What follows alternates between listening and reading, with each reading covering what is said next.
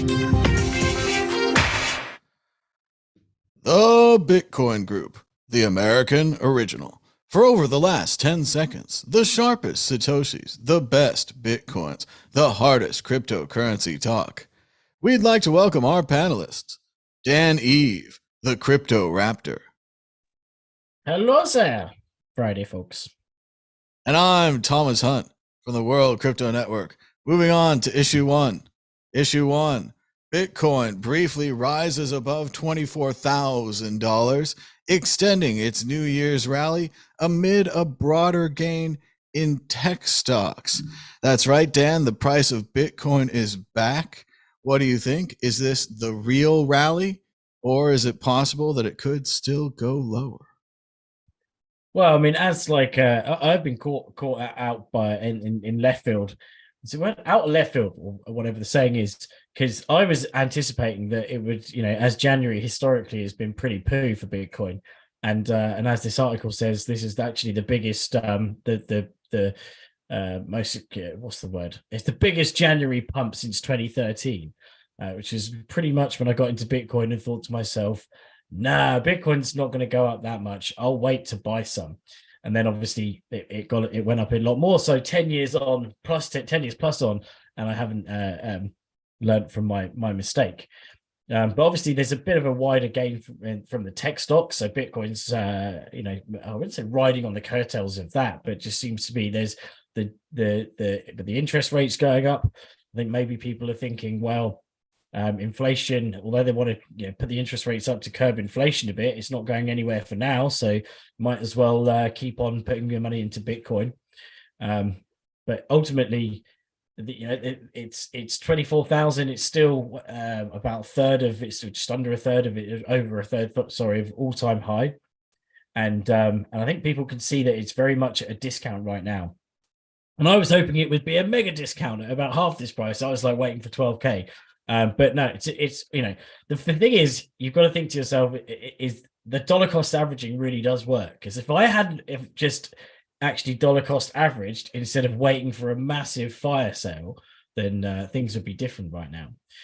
But there's still time. I think people are still thinking that this is a bit of a bull trap, as the technical analysts say, with their triangles and such, and protractors and all those things. And that they use for their charting. So maybe there will be a bit of a pullback. I don't know. I'm kind of hoping there is, obviously, so I can actually stack some sats. But either way, Bitcoin's here to stay. It is amazing that Bitcoin never does what you want it to. You always want it to go a little lower. You always want to get a piece. And like Dan's saying, that is the real power of dollar cost averaging. If you're buying like $100 a week, you'll get a taste of each one of the buys. You never know when a crazy event like this happens where Bitcoin goes up 30% in a week or whatever it just did, that kind of thing.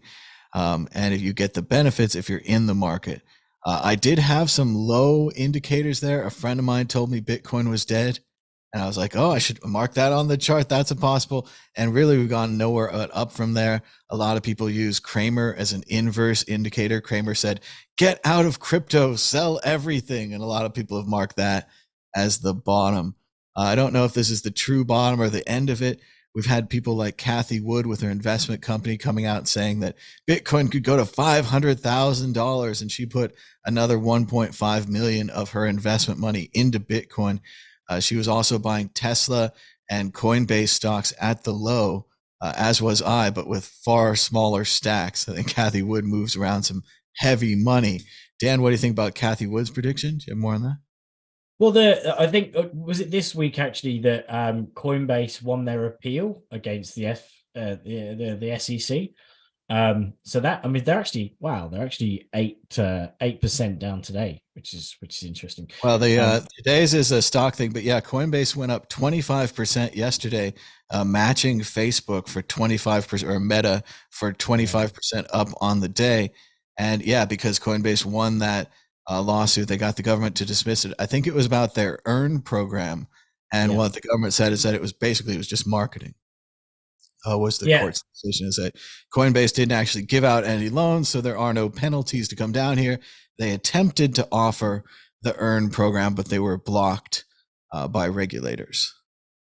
Yeah, was it Coinbase that brought the earn used to be 21.co, right? Was it 21.co?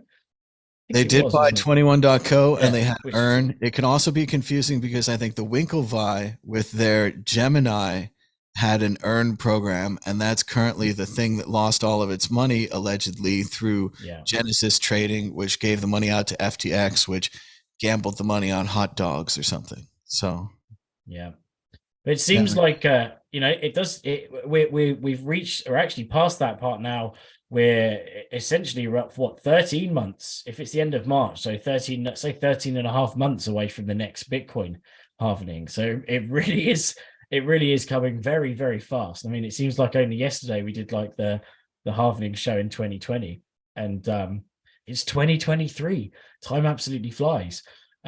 So it's not going to, Bitcoin's not going to stay low forever. And although no one can, it's very well, say no one, someone probably did call the bottom, but very few people can call the bottom.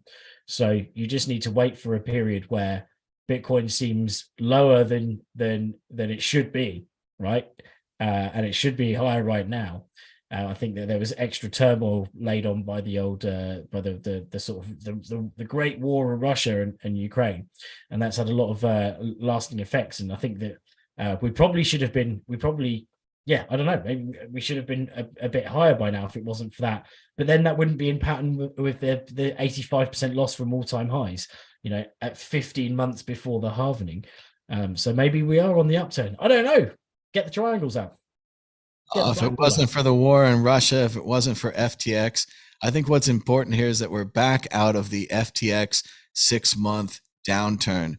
If you look at that, and it can be so hard to try to time the bottom of Bitcoin. Usually it's when you feel the most despair. When you feel like selling, that's usually when you need to buy more.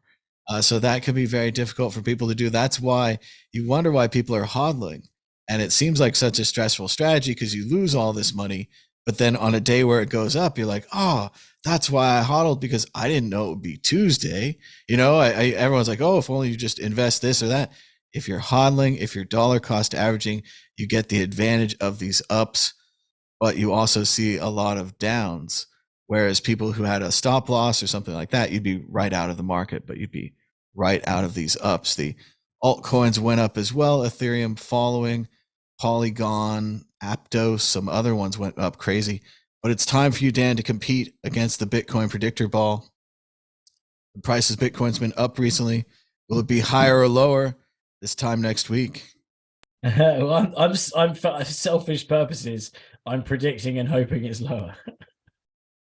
I will continue to stick with higher. I've been pretty bullish about Bitcoin, but if you have that Cathie Wood long-term approach where you're like 500K, $1 million, what's a couple thousand here or there if you're going to go to that level? So here we are.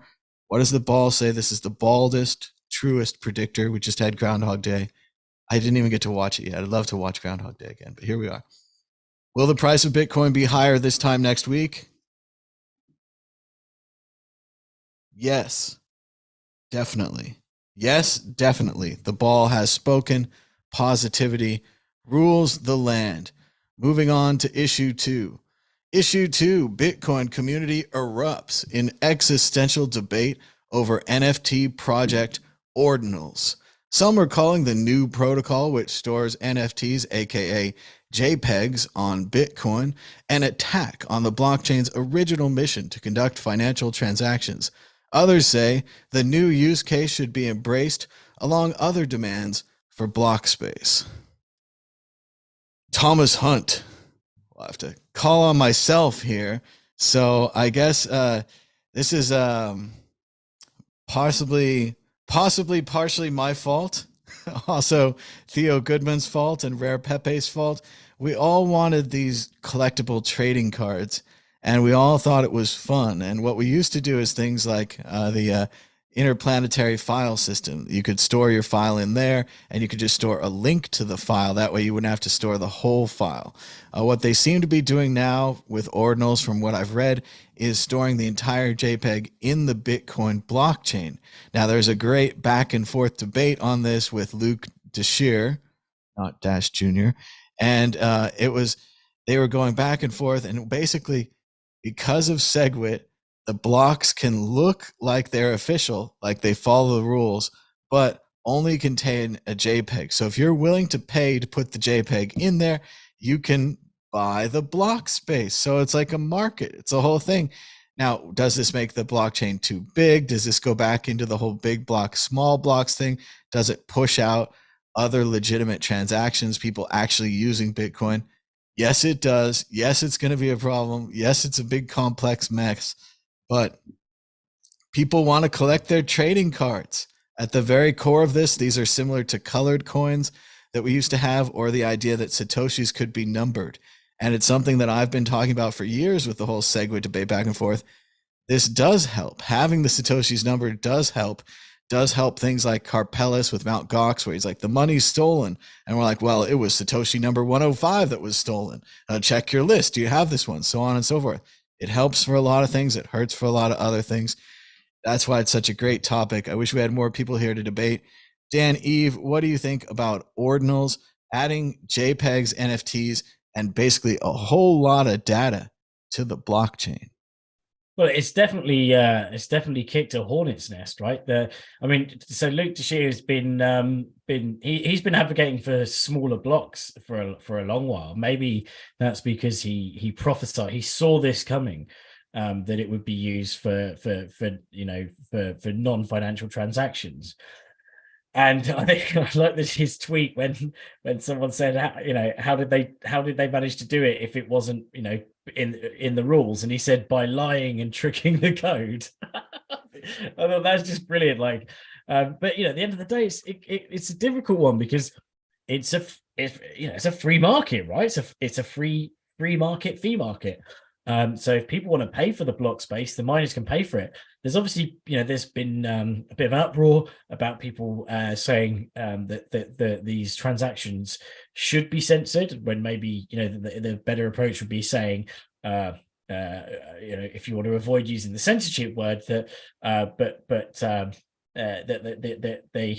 difficult to avoid the censorship, but if you don't want it in there, you can educate people as to why it's bad, but not say the C word, the censorship word. But ultimately, there's other people that are advocating for it, because they're saying this is going to drive up demand for block space, and it's going to improve, but it's going to not improve, but it's going to make the fee market compensate for the block for the halvening, right? So as the block rewards go down, there needs to be real demand for the via fees for the transactions, so that Bitcoin can stay healthy and secure. So I can see kind of both sides of the discussion. To be clear there, Dan, you just said that NFTs could save Bitcoin. That's I was not even paraphrasing. But no. Well, technically, yeah. I mean, that's a thing, right? If there's a discussion about the fact that the block halvening could be a threat to Bitcoin because the miners aren't going to be paid enough fees, and you're putting demand in other ways by adding other utility, then it's logically you would increase the fee increase the fee incentives, and therefore help bolster Bitcoin security, because I'd like to thank the Academy. I'd like to thank my agent and all the little people out there. When we had the idea and we said, hey, let's bring art and collectibles and baseball cards and fun to the blockchain, and sure, we brought it to Ethereum.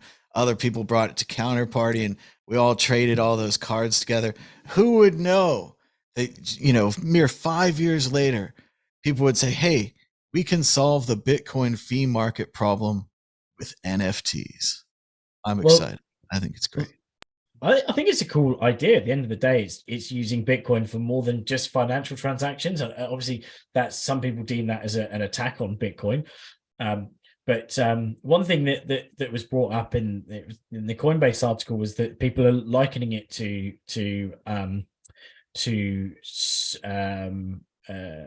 what's the word? To the I'm trying to think now. So the censoring of transactions is being likened to just, it's taking it beyond its original use case of money, and therefore it's defaming Bitcoin by it, and not necessarily attack on Bitcoin, but it's an attack on its use as a financial instrument, because you're impeding it growing as a financial instrument by using it for other purposes. So it's going to make fees more expensive for people that do want to use it for just normal transactions. Now, obviously, we've got Lightning Network that makes the fee structure, or the fees are a lot better, and helps you transact Bitcoin for sub pennies, rather than paying for a dollar or whatever the average transaction is at the moment. But I don't know. At the moment, it's difficult to see, from my perspective, how this isn't kind of a positive thing. I mean, it's definitely sparked a bit more debate in the open arena. But and if people miners want to censor the transactions, they can.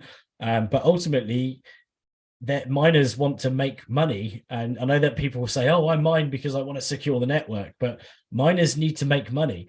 And so if you're going to take a fee from some guy who's putting a monkey JPEG on Bitcoin, and it's going to give you more money than someone who's paying for a normal transaction, then you're going to take the monkey JPEG. Exit question. Are NFTs, ordinals, good for Bitcoin? Thomas Hunt. Well, I don't know if they're good, but I think I agree with Dan that they're fun. They're exciting. They're different. It's happening to everybody. I like the way that this kind of collectibles idea keeps coming up in everybody's faces. They're like, well, I never thought of it as a collectible, but now I have to, because maybe these are collectible Satoshis. Maybe they are really nice. Maybe one time Adam Back sent you some Satoshis and you should have saved them. I don't know. Maybe Peter Todd bought a hat off your brother. All kinds of things happen and people get collectible Satoshis, but now they'll be able to mark them with a JPEG. All they have to do is buy a whole block, which I suppose will cost more and more in the future. So I'm going to go with good now, probably bad later. It's like tribbles. They're cute at first, but they get out of hand. So I could see some kind of limitations. Maybe one of every 10 blocks is reserved for financial transactions, or one of every 10 blocks is reserved for Lightning Network to get those packets through. Some kind of moderation. But again, that would probably be a hard fork. That's probably going to be new network rules and a whole nother battle to the death. So I don't know how they're going to solve this, except that it might just be a fad and it'll blow over, especially as block prices increase. Maybe it's time for a halvening. I would ask Satoshi. Dan, Eve, what do you think? Are ordinals, Bitcoin NFTs good for Bitcoin? I think they're kind of good in the short term, in engaging in getting attention from other people that were using, say, Ethereum, right? It's getting more people learning about the technology. And there was like a meme I saw the other day about Eth heads scrambling to learn about Bitcoin and how ordinals work in order to get to use Bitcoin. So it's kind of it's gravity, the gravity of using Bitcoin is helping out, pull in people from other chains that kind of thought was Ethereum or whatever was the only place to have your NFTs.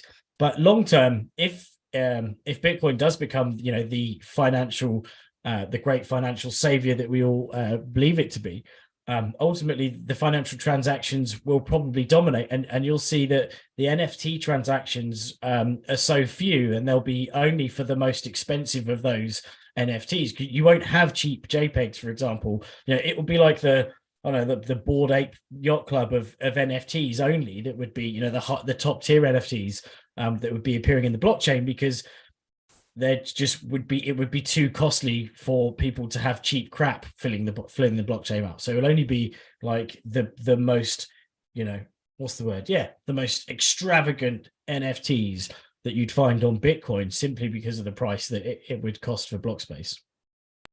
Now you're just advertising. Now you're just making it happen. The most extravagant NFTs, the ones you must get, the best ones.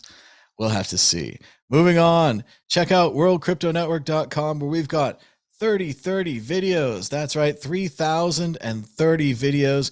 We started about 9 years ago. Isn't that amazing? Worldcryptonetwork.com. It's entirely free, and it's on YouTube.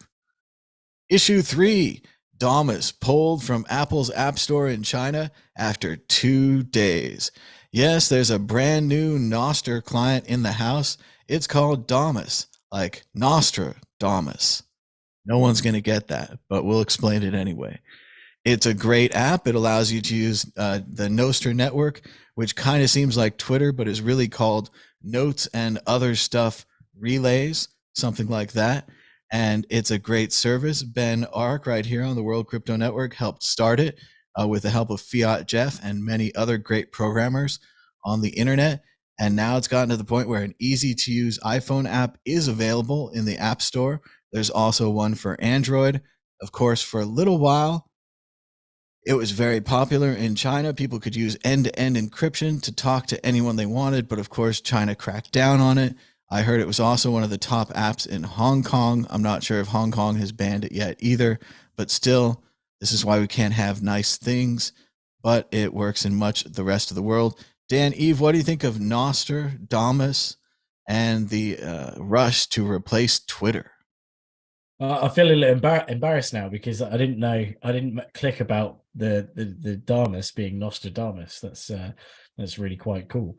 But it was only a matter of time, right? China's so heavy on their censorship that they have to crack down on this because they really don't like dissent, as we've seen through the years, especially with the kind of the lockdown COVID visits where people were live tweeting their situation and they'd have the government turn up at their door telling them to delete a tweet.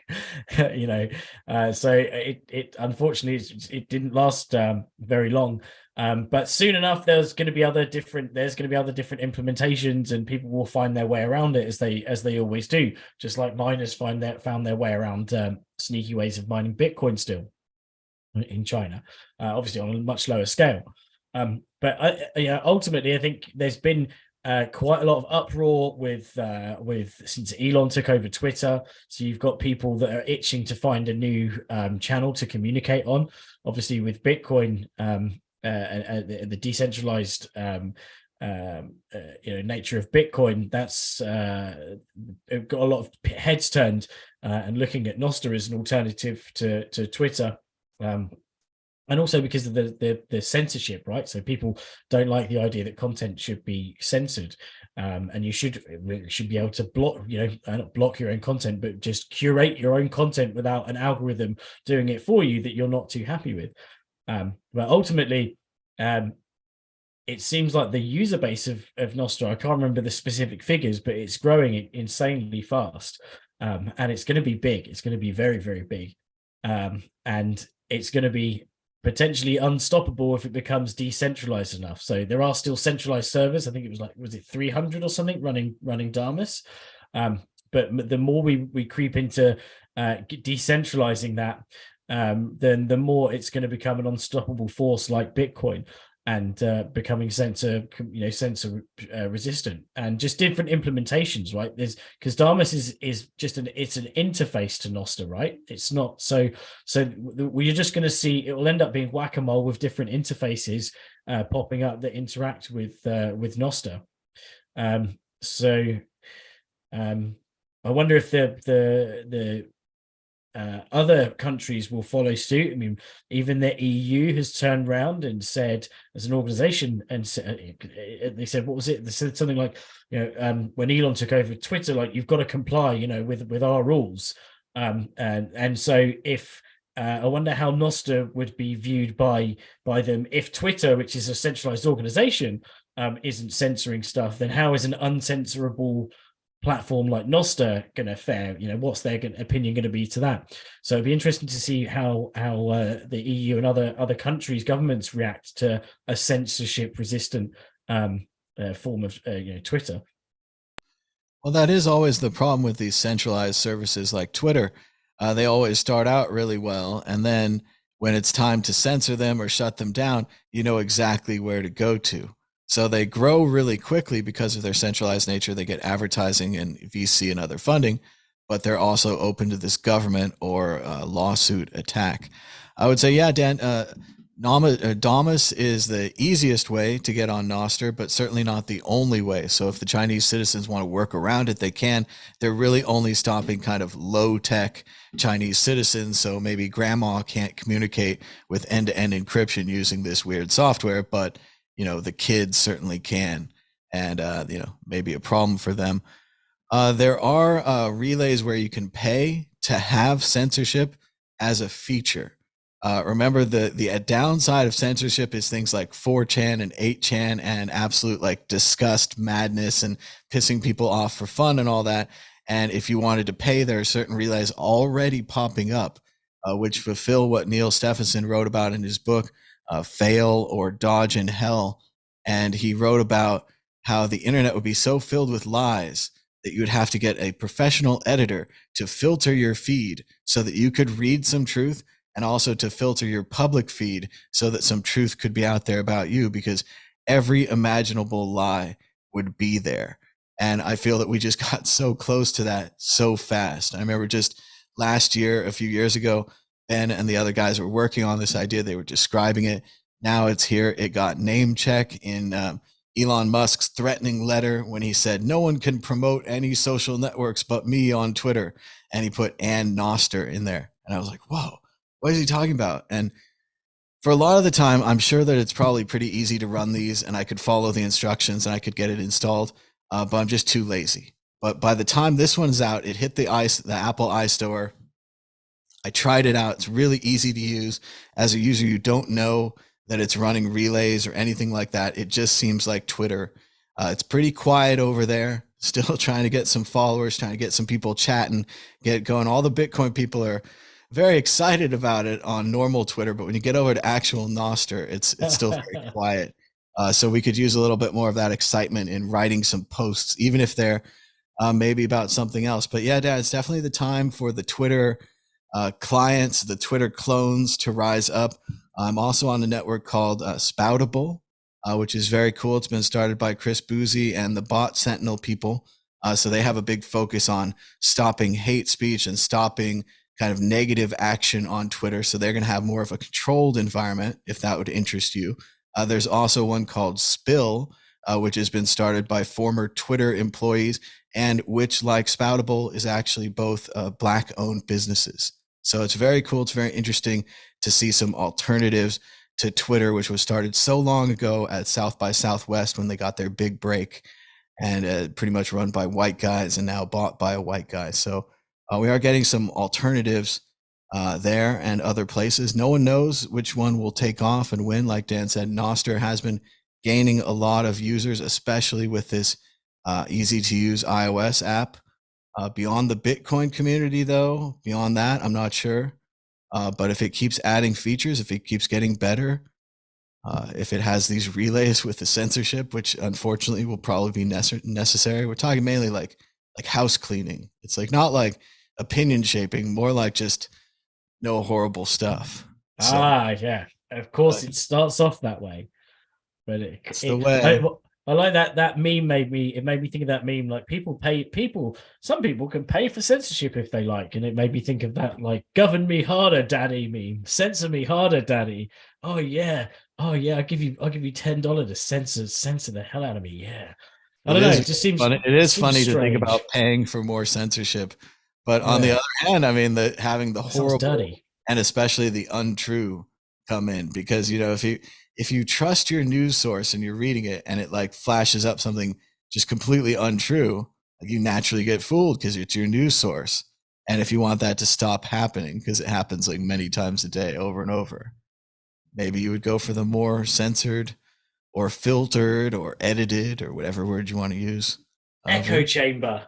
Echo. You could, if you want to make the echoes more prominent, then you can censor things that you disagree with, even if they may be factually true. I don't know. It just seems a bit, dare I say, slippery slopey. That it says, oh, it's just housekeeping, but then there would be more like, well, I don't really agree with this opinion, so I don't think the people who are running through this node should have to hear that opinion as well.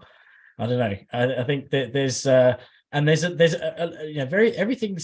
lots of things that are very subjective in terms of, how you view a particular statistic, whether you view it as a good thing or a bad thing. And so just by disagreement over whether something has a net positive or net negative effect, saying that it's not truthful, I think it can be a bit dangerous, to a certain extent. Obviously, there's proper bad things of misinformation, like the voice mimicking recently. Like I think I can't remember who it was, but the AI kind of generated voices. Oh, I think it was Trump, and it was like, oh, it was terrible, and it was like, and he said it was, I can't even remember exactly what it was about, but it was basically Trump's voice. And I saw it shared and like, oh, Trump's gone completely crazy now. He's saying all of this, and it wasn't actually him; it was AI generated. So there is definitely something where that it is completely made up, and it's dangerous to share, and not necessarily about Trump, but something else where it could be an authoritative figure saying something that makes people go crazy. And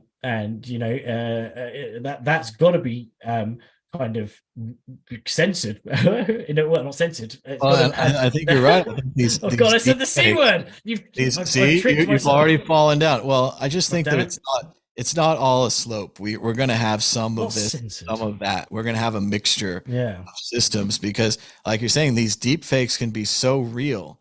And imagine if you didn't have a filter, you'd be out there. Every news article would freak you out, because it'd be like, Tom Cruise is a horrible racist, and you would read something horrible, and this person was in a naked thing, and it would be naked, and this person and it would just be the worst imaginable story, one after another, because of the lulls, right? Imagine if, like, the guys who are trolling today and they write a couple of funny lines of text or whatever, imagine if they could make a full, complete video of a celebrity saying a horrible thing, and it looks perfect and it sounds perfect. And especially as our generation starts aging and so forth, these kind of like mixed digital analog generations, the people who still believe things when you hear them, most young people today, I would hope, I don't know, but I would hope that when you tell them something, they pull out their phone and they fact check it. And they're like, oh, that's not true. Or they're like, oh no, that album was released in 1989, not 88. But you idiot, because you could fact check anything. But I figure older people still believe things. And if you could flash these fake messages at them, I think you could have horrible, horrible results. But then there's a lot of back and forth on this. I think that's why it's a good issue, and we'll definitely be discussing it again. Moving on to the exit question, Dan, what do you think? What's your favorite Twitter alternative so far? Nostr / Damus, Spoutable, Spill, or do you stick with the original Twitter? Go ahead. I'm not going to lie. I haven't really explored other options. I just sit on Twitter and I just check stuff. But I don't really use it for anything more than watching, I don't know, like random like videos and stuff, and like what's it called, the dude wins, or dude's winning, or something like that. I kind of like I try to watch positive things. No, it's the one of like dudes posting their wins, and they're kind of like, a lot of them are kind of dudes posting their W's. That's it. Just like, they're pretty uplifting. I kind of like looking at stuff like that. That's kind of quite positive, like people saving other people from burning buildings. And I try and look at because you can just get dragged down, especially in a lot of the politics. There's so much negativity out there, and I find that the more I read it, the more kind of negative and ratty I get. So I try and look at stuff that makes me smile. And I haven't really looked at other alternatives, to be honest. I haven't spun up Nostr. I should do, though. I really should do, just to give it a try. But I think that I don't know, I'm quite, as you said, when you have a debate with a friend, you fact check it, and I think I'm quite good at trying to look objectively at something and see multiple different sources, even if I don't like where the source is, that may, as long as it provides evidence to contradict, not contradict it, to prove whatever that it is. But I think a lot of people don't make the effort, and so they'd rather just have something be done for them. And it's kind of this thing of don't trust, verify. Some people want to verify everything that they do, and some people want to just trust a source to do it. But the problem is when the person who, or the outfit, or whatever, the organization, the people that are in charge of doing that verifying for you, they can, they can go haywire. So you still got to, you can't trust every piece of information from every source, because there's always going to be crazy things that slip through the net. Well, sadly, I think as the older you get, the less you want to try new things. I kind of have my set ways in social networking, right? I got Facebook with the family pictures and the political opinions of my friends from high school. I got Twitter with the Bitcoin and some politics and maybe some celebrity sci-fi, little space action, maybe some liftoff announcements. I like when they tell me there's going to be a spaceship taking off. That seems pretty cool. That's a great use for Twitter. So it is hard to go to these new networks. It's hard to kind of rebuild your family there, to rebuild your social network, and to rebuild, like I'm saying, this kind of way of communicating. Like, what do I do on Nostr? Do I put family pictures up? Do I put movie reviews? Like, I'm not sure what it's for yet. Like, obviously, I think what Dan's saying, if you do have a reason, if you do feel that you've been censored and you've been chased off these platforms, you've got to be crazy excited, because there are so many more platforms. There's so many new ways for you to try to get your opinion across, or to just follow people that you like and not to be blocked if those people have horrible opinions or great opinions that just haven't come into fashion yet. I don't know. But I think it's great to have all these options, all these alternatives. I'm still with Twitter, like Dan, unfortunately, better or not. Elon's done crazy things, but blah, blah, blah, blah. But the thing that really pisses me off is removing the preference panel for the non-algorithmic feed. I want it to just be timeline only, chronological. Don't ever show me the algorithm. That's what pisses me off. So, but I've been with Twitter a long time, but we'll see. Moving on to issue 4, Craig Wright's UK case against 16 Bitcoin developers is expected to going to full trial. It's expected for early 2024 following a successful appeal. We've talked about this briefly in the past. This was expected to go to trial.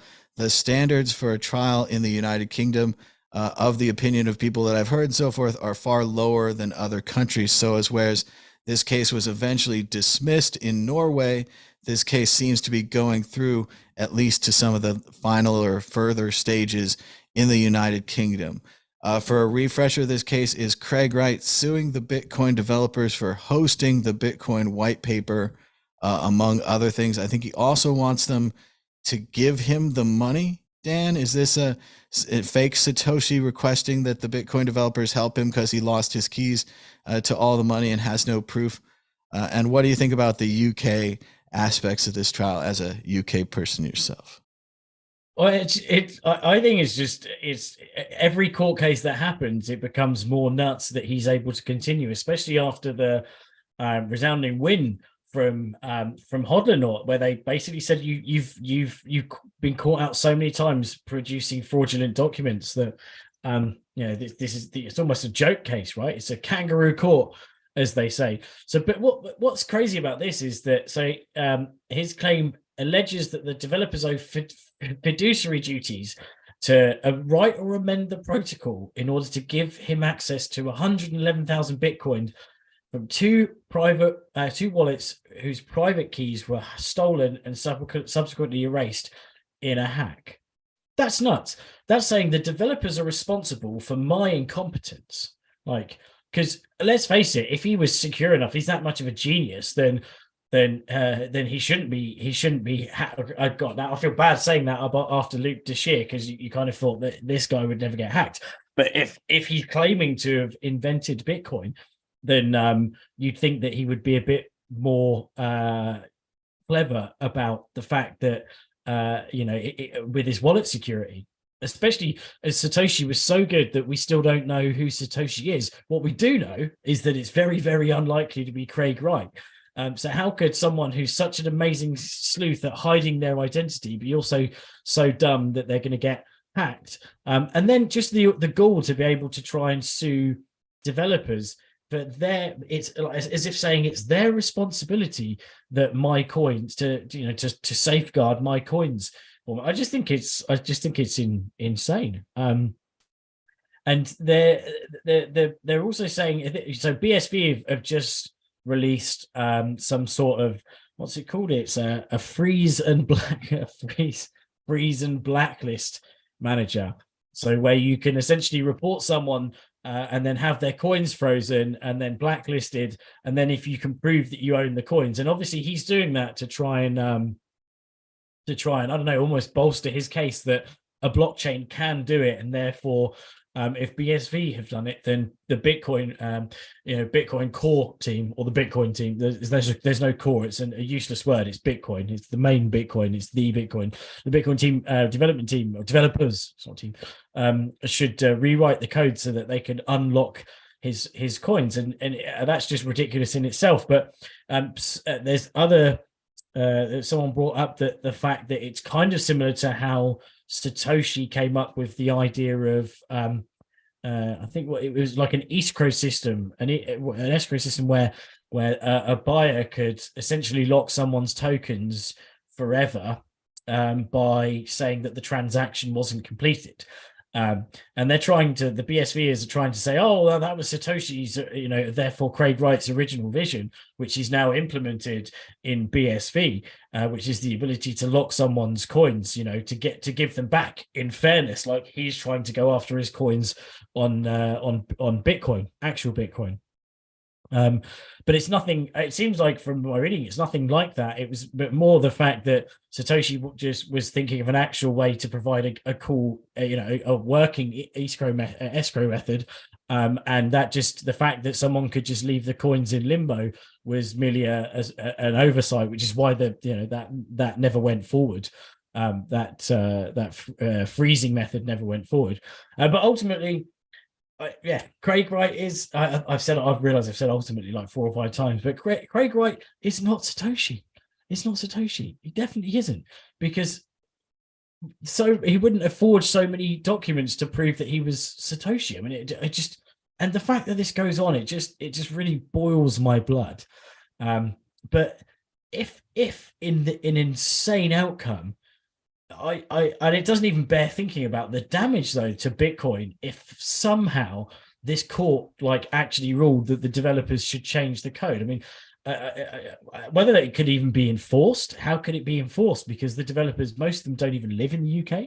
So how could a UK government enforce the releasing of these tokens via code?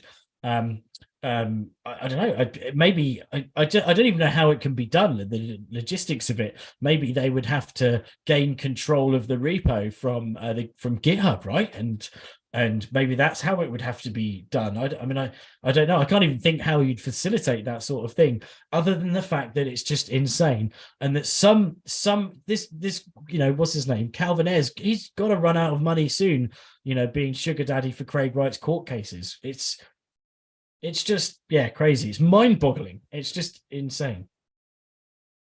Well, you know exactly how they'd facilitate it, Dan. They'd get a room full of programmers, and then they'd get a room full of gunmen, and the gunmen would stand next to the programmers with a gun to their head, and they'd tell them to program, and that's how they do it. Now, I read all of Ayn Rand's books in high school, and I'm not a fan anymore. But I hate it when the events of a story make me reference an Ayn Rand book, because this really does sound like John Galt from Atlas Shrugged. The Satoshi with the great Promethean invention, strapped down, chained up, forced to change the invention, to ruin it, to make it less good by lesser men who could never create the invention themselves, like the Ayn Randian echoes write themselves here. And that also goes to the core of this and the ethics and the values of Satoshi, from what we've read of his writing and what we can see of his code and the attitude of Bitcoin. Satoshi wouldn't sue. Satoshi wouldn't sue if he lost his coins. He wouldn't cry and go to the legal system and all of this. It's just completely out of character of the person who designed Bitcoin, the way they designed Bitcoin, the reason they designed Bitcoin. Satoshi would be probably the last person to lose their keys, and the first person to game it out, to be like, well, if I have a brain wallet, but I get smacked in the head, I'm going to forget the brain wallet, or I might give it to someone. If I have a wallet in a box here, if I have a wallet under the cement here, if I bury one, if I put one in space, whatever he's going to do, Satoshi's going to have a plan for that. I don't see Satoshi losing his coins or her coins or their coins and then suing the government to force the programmers to restore the coins. It's just out of character. However, like Dan said, it's kind of referencing that both in the United States and it seems from far away in the United Kingdom, if you have lots of money, you can sue people. So it's important. We're just saying allegedly here, he's making his claims. This is all a speculative discussion, even a satire maybe. But yeah, if you got enough money, you can just keep suing. You just keep showing up in court. You got these gangs of lawyers, and they're all very good, but very expensive. And best of luck to the developers, and I hope it goes well. But it's going to be very difficult with the United Kingdom's burden of proof, which is lower than most other countries. But surely, like, if I was, if say you're someone that just kept on calling the police, right? You're like about, oh, so and so's been doing this, and there's kind of no proof for it. Like, there's a point where the police kind of have to just like stop humoring you, right? You know, like you can't just, even though it's a free resource, as it were, they can't just turn up every time and be like, and you go, oh, there's a pink elephant in the sky. And they're like, oh, we've got to turn up and question him, and where was the pink elephant? Like, yeah, surely there's a point where the courts go, not being funny, mate. Just because you're paying for this, it doesn't mean we have to humor it. Like, you know, there's got to be something like that where there's some sort of law you could pull of like, don't be an asshole. Like, guy's an asshole. You've gone over the asshole line. We're not entertaining this anymore. You've faked so many documents. It's not even worth it. You know, we can't give you the time of day. I'm sorry. Like, I do think, is there like a legal thing like that? Well, I mean, for the normal people, I don't think you can call the police too often. They'll put you on the no call list. They'll stop coming, or they'll just arrest you for something and take you in. I don't know. They seem to make up the laws here sometimes. But I think for the rich people, instead of picturing them calling the police, picture them calling a private security company that's designed to make them feel good, that profits off of them. Like, you have to pay the retainer whether you use the lawyer or not, right? So you just keep paying your retainers, you just keep paying your lawyers. They make money, you have money, and I think you can keep. Unfortunately, I don't want to get political, but the former president, Mr. Trump, did sue and was sued by many people. Was common to use this kind of thing and to use it as an evasion as well. If you have enough lawyers, you can evade, you can extend lawsuits, you can keep things going long enough to where they eventually just kind of fizzle away. Unfortunately, I mean, prove me wrong, but it does seem like you can buy your way out of our legal system. Of course, unfortunately, the O.J. Simpson case comes to mind. Many other cases where seemingly guilty people with the greatest representation, the smartest people working for them, get off scot-free, get off with lesser sentences, time and time again. We do see this. I don't know how to solve this. These are complex, but yeah. That's just mind blowing. How he did win the Peter McCormack case, right? He win like damages of £1, but that's pretty much the only win. Like, you can get, there you go. So you can, so Solar Van Life saying you can get sanctioned or fined in the US for frivolous lawsuits. So he's only done one in the US, right? That was the one was it in Miami? It does seem to be another kind of international loophole that he's using here, where maybe you could sue someone once in every country and not have a problem. Like, I only sued, in every single country once. It's not so bad. But yeah, I mean, it's another loophole. And again, another thing with enough wealth. Like, a normal person has enough problem hiring a lawyer in their own country. But these guys obviously have incredible wealth, hire international teams of lawyers, so on and so forth. So that's why we should say allegedly all the time and all of these things, because this is a satire and so forth. But, yes, yeah, allegedly. I prefixed everything with allegedly. You may not have heard me. Even when I said the asshole line, allegedly there's an asshole line that's been crossed. But yeah, I mean, even so Sullivan Life saying the lawyers losing their licenses, but you're right. If they're just hopping from one country to another, it's only affecting local jurisdiction. So he can just keep on doing it until Sugar Daddy runs out of money. And Until they're tired of doing it. Yeah. yeah. But BSV, oh, what a shocker. Savage. I look every now and then, I look if I'm feeling down, I'll go and look at people tweeting about BSV, and then I realize life could be so much worse. So much worse. Remember when they split off BCH from Bitcoin? That was a 1-to-1 split. So you got one Oh, BCH for each Bitcoin. So they were equal in price. So yeah. that was a different time. But I think we're running out of time. Dan, do you have a story of the week or a prediction? Go ahead. I predict. Okay, here we go. Here's a nice, easy one. I predict that by the end of 2023, I'm not sure. I don't think this court case. I can't remember if it said it's going to be in 2023 or not. So they've got another 10 months or 11 months, whatever it is, to plan this court case. But I think that there'll be another big public court case by the end of 2023 where Craig Wright is trying to sue someone else for something stupid. Possibly he'll be suing the shoemakers for providing heels that were too strong, and they made him break his hard drive that had the private keys on, or some stupid stuff like that. I look forward to this international Craig Wright lawsuit arama. I'd like to see that where it just he spins the wheel and country to country. And then there's that problem where if they can win a certain number of lawsuits, they could take over a country. They could make, I don't know, like blankety blank land into BSV country. I don't know. It could happen. Where in the world next, guys? We're going to be suing someone in Uganda. That's right. We're going to be taking our lawyers over there and suing the Bitcoin developers. Everyone knows Uganda is the BSV capital of the world, and they're very happy about it. But my story of the week is all about ChatGPT.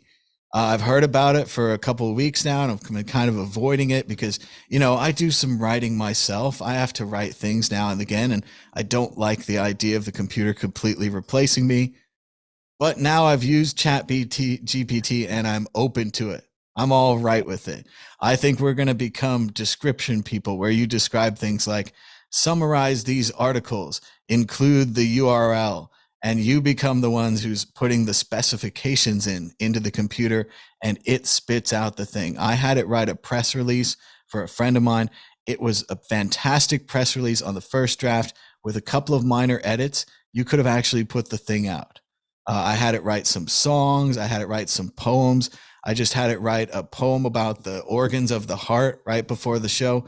It spits it out perfectly, no matter what your job is.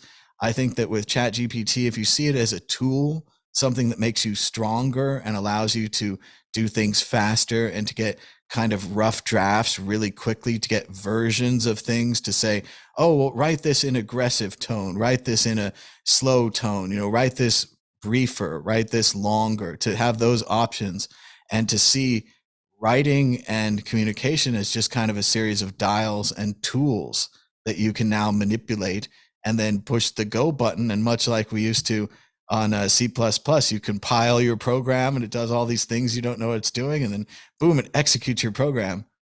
This thing executes your demand for text.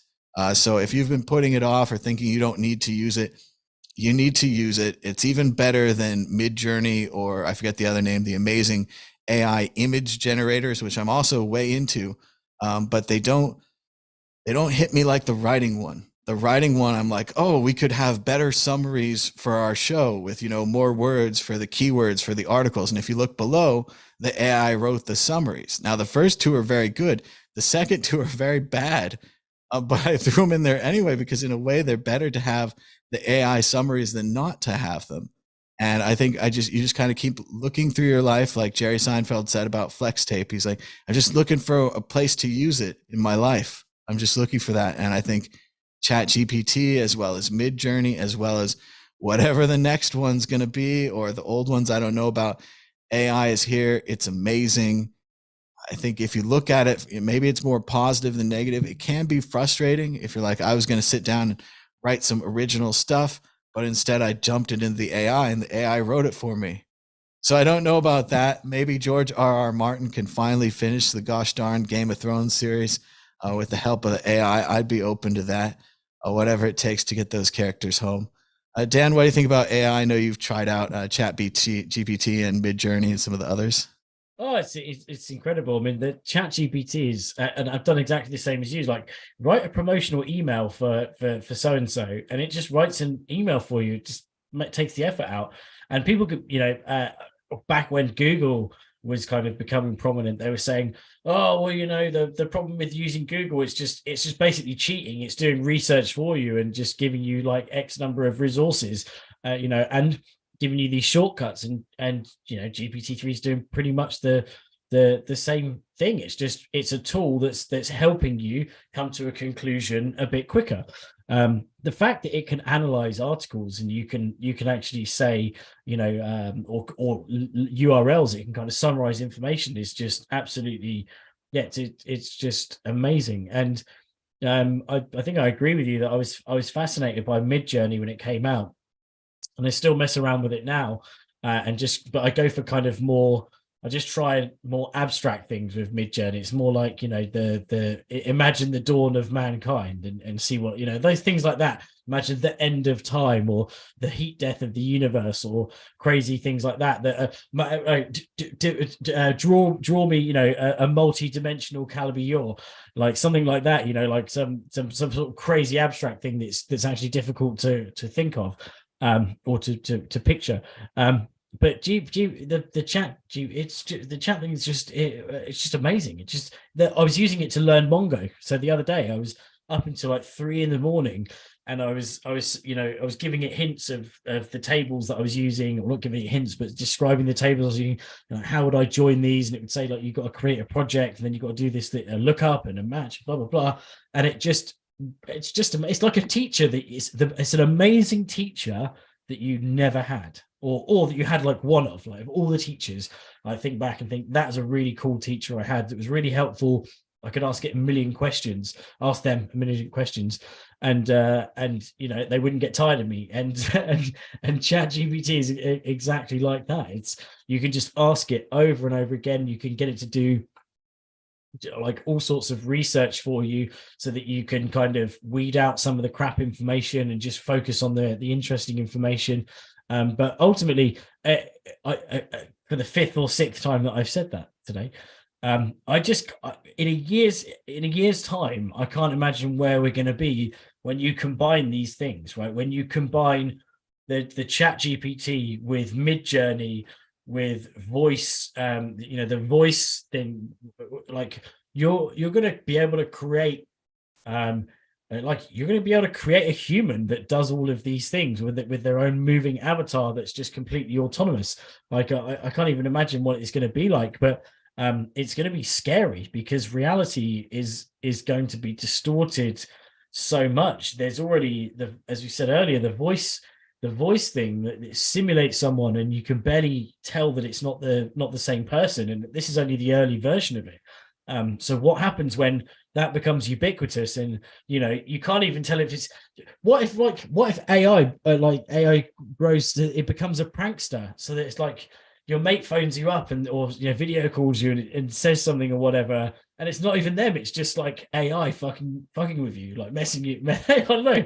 What if, See, when the AI is prank calling you 12 times a day, you won't call it censorship. You'll be like, oh, that's necessary filtering. That's community moderation right there. AI can't call me 12 times a day for advertisements. Yeah. But no, I agree with Dan. I think it's amazing. It's like an interactive text. You can ask it questions. You can go into more detail. I can only imagine in the future. Imagine if you were reading a book, you didn't know what a word was, maybe a more complex issue, like you're reading Dickens. You don't know who he's referencing, people from the time period. This thing can tell you, it can tell you. And the thing that I find when I'm asking it questions, or I will actually go like beyond, like I know Google will get me the year of this, the date of this. It'll get me to the wiki. Like there's things I can do with Google. But with this, I go to like this kind of questions of fancy, where I go beyond. I'm like, can you summarize this into an acronym? Can you summarize this into flashcards?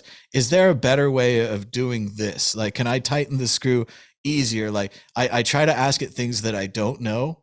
and it actually seems to know. Now, again, this could lead to a disaster like the old days with the anarchist cookbook and you blow up your microwave or something. So obviously don't do exactly what this machine does. And maybe fitness, it has you stretching improperly, who knows. But at the very basis, as a test, as a beta software thing right now, you can ask this thing anything.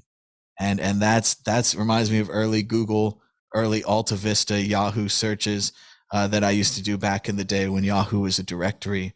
And I also want to give a shout out to character.ai because months ago we were playing with character.ai. It played this fantastic kind of a text adventure game. We like go north, and like the spiders come in, and then we could give it any kind of prompt, and we told it was a Hollywood movie once, and we broke through the fourth wall. And it also has chat bots and lots of other fun stuff. So our more than one company doing this for sure, more than one approach.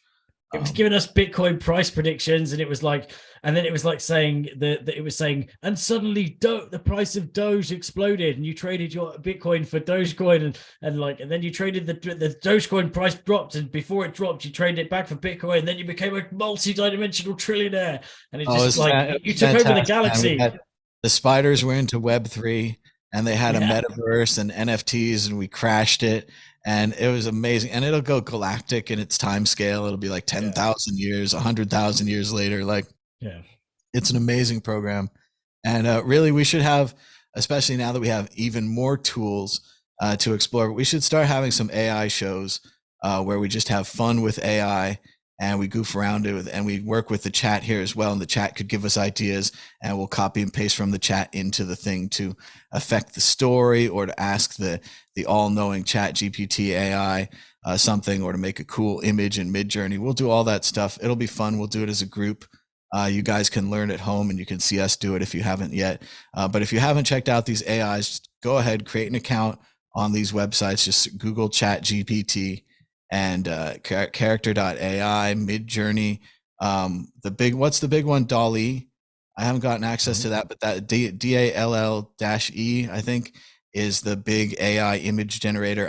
Maybe you have to pay to get access, but try one of these things out. They're amazing fun. Like Dan's saying, you can shoot any kind of idea at it and then see what it says or what it does.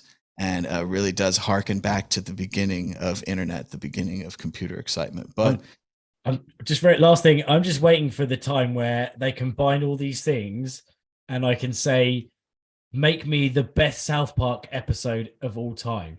And it would just construct you like, I want a 7-hour hilarious South Park episode. Guess how close we've gotten. Someone made an infinite Seinfeld generator. I think it does animated Seinfeld characters. I think it has the voices like George and Jerry. And I think that it's written by AI, and it goes on forever. I didn't click on it. I'm a little afraid, but it's out there. It's a project. It's an idea that exists. You guys can check out Infinite Seinfeld Generator.